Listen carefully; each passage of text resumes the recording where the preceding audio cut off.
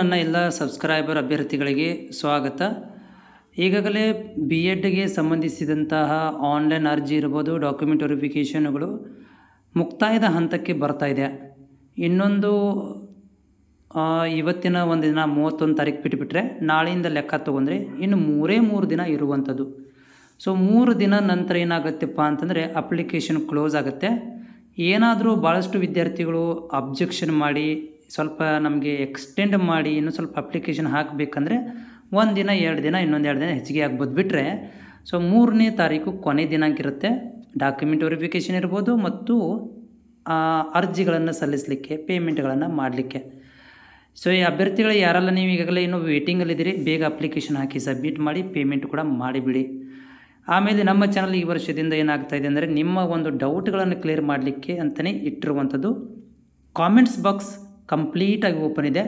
ನಿಮ್ಮಲ್ಲಿ ಏನೋ ಡೌಟ್ ಇದ್ದರೂ ಕೂಡ ನಾನು ಕಾಮೆಂಟ್ ಹಾಕಿದರೆ ನನ್ನ ಬಿಡುವಿನ ವೇಳೆಯಲ್ಲಿ ನಾವು ವಿಡಿಯೋ ಮಾಡಿ ಹಾಕಿದ್ದೀನಿ. ಈ 1 ತಿಂಗಳಿಂದ ಕೂಡ ಅದೇ ಕೆಲಸ ಮಾಡ್ತಾಯಿದ್ದೀನಿ, ನಿಮ್ಮ ಡೌಟ್ಗಳನ್ನು ಕ್ಲಿಯರ್ ಮಾಡುವಂಥದ್ದು. ಇವತ್ತು ಲೈವಲ್ಲಿ ಬರಬೇಕಿತ್ತು, ಬಟ್ ಇವತ್ತು ತುಂಬ ಮಳೆ ಆಗಿರೋದ್ರಿಂದ ನನಗೆ ಇಲ್ಲಿ ಪವರ್ ಪ್ರಾಬ್ಲಮ್ ಬರಲಿಕ್ಕೆ ಆಗಲಿಲ್ಲ. ಬಟ್ ನಿಮ್ಮ ಕಾಮೆಂಟ್ಗಳನ್ನು ಓದ್ತೇನೆ, ಓದಿ ಅದಕ್ಕೆ ಮಾಹಿತಿ ಕೊಡಲಿಕ್ಕೆ ಪ್ರಯತ್ನ ಮಾಡ್ತೇನೆ. ಅಭ್ಯರ್ಥಿಗಳೇ ಚಾನಲನ್ನು ಸಬ್ಸ್ಕ್ರೈಬ್ ಮಾಡಿಕೊಳ್ಳ್ರಿ. ಸಬ್ಸ್ಕ್ರೈಬರ್ ಫ್ರೀ ಇದೆ, ನಮ್ಮ ಸಬ್ಸ್ಕ್ರೈಬರ್ ಫ್ರೀ ಇದೆ. ಜಸ್ಟ್ ಟಚ್ ಮಾಡಿದ ಸಾಕು ಸಬ್ಸ್ಕ್ರೈಬ್ ಆಗಿಬಿಡುತ್ತೆ. ಸಪೋರ್ಟ್ ಮಾಡಿ.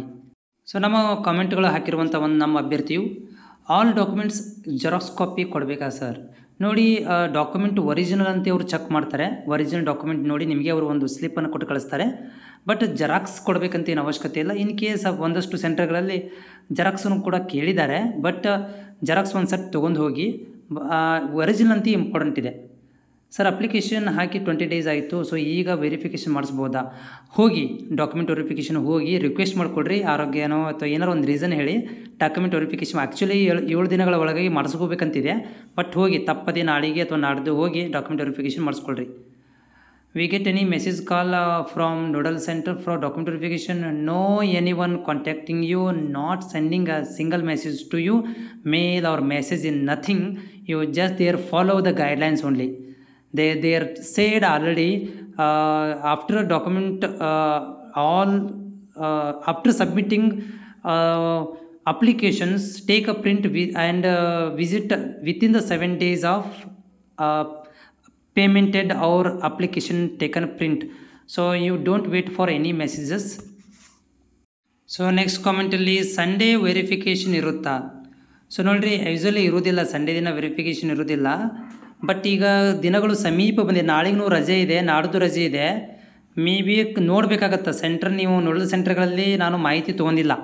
ಬಟ್ ನೀವು ಕಾಲ್ ಮಾಡಿ ಕೇಳಿ. ಯಾಕಂದರೆ ನಾಳೆ ನಾಡ್ದು 2 ದಿನ ರಜೆ ಇರೋದ್ರಿಂದ ನಾಡಿದ್ದೇ ಕೊನೆ ದಿನಾಂಕ, ಸೋಮವಾರ ಕೊನೆ ದಿನಾಂಕ ಇರೋದ್ರಿಂದ ಮೇ ಬಿ ಸಂಡೇನೂ ಹಾಫ್ ಡೇ ಕೊಡ್ಬೋದು ಅಂತ ಅಂದ್ಕೊಂಡಿದ್ದೀನಿ. ಬಟ್ ನಾಳೆಗೆ ಗೊತ್ತಾಗುತ್ತೆ. ನಾಳೆ ಸೆಂಟರ್ ಕಡೆ ಹೋದರೆ ನಾನು ಮಾಹಿತಿ ಕೇಳ್ಕೊತೇನೆ, ಇಲ್ಲಾಂದ್ರೆ ನೀವೇ ಕಾಲ್ ಮಾಡಿ ಮಾಹಿತಿನ ಕೇಳಿ. ಸರ್, ನೋಡಲ್ ಸೆಂಟರ್ ಯಾವುದಾದ್ರೂ ಹಾಕ್ಬೋದಾ ಅಥವಾ ನಮ್ಮ ಡಿಸ್ಟಿಕ್ ಹಾಕಬೇಕಾ? ಯಾವುದಾದ್ರೂ ಹಾಕ್ಬೋದು, ಬಟ್ ನಿಮ್ಗೆ ಅನುಕೂಲ ತಕ್ಕಂತೆ ಹಾಕ್ಕೋಬೇಕಾಗತ್ತೆ. ಯಾಕಂದರೆ ನೀವೇನಾದರೂ ಅರ್ಜೆಂಟಲ್ಲಿ ಅವರು ಡಾಕ್ಯುಮೆಂಟ್ ವೆರಿಫಿಕೇಷನ್ ಮಾಡಬೇಕಂದ್ರೆ ನೀವು ಬೇರೆ ಊರಿಗೆ ಹೋಗೋ ಪರಿಸ್ಥಿತಿ ಬರಬಾರ್ದಲ್ಲ. ಅದರ ಸಲುವಾಗಿ ನಿಮ್ಮ ಜಿಲ್ಲೆಯಲ್ಲಿ ಹಾಕಿದರೆ ನಿಮಗೆ ಈಸಿ ಆಗುತ್ತೆ. ನಿಮಗೆ ನಿಯರೆಸ್ಟ್ ಹಾಕಿದರೆ ತುಂಬ ಒಳ್ಳೆಯದು. ಸರ್, ಡಾಕ್ಯುಮೆಂಟ್ ವೆರಿಫಿಕೇಷನ್ ಆದ ಮೇಲೆ ಕಾಲೇಜ್ ಸೆಲೆಕ್ಷನ್ ಯಾವಾಗ ಇರುತ್ತೆ? ಹಾಗೆ ವೆರಿಫಿಕೇಷನ್ ಆದಮೇಲೆ ಕೊಟ್ಟ ಪ್ರಿಂಟ್ನ ಆನ್ಲೈನ್ನಲ್ಲಿ ಯಾವ ಕಾಲೇಜ್ ಅಂತ ಸರ್ಚ್ ಹೇಗೆ ಮಾಡಬೇಕು? ಸೊ ಇದ್ರ ಬಗ್ಗೆ ನಾನು ವಿಡಿಯೋ ಮಾಡಿ ಹಾಕಿದ್ದೀನಿ. ಇದು ಹಳೆಯ ನಿನ್ನೆದು ಕಾಮೆಂಟ್ ಇದು. ಇದ್ರ ಬಗ್ಗೆ ಮಾಹಿತಿನೂ ಕೂಡ ಕೊಟ್ಟಿದ್ದೀನಿ.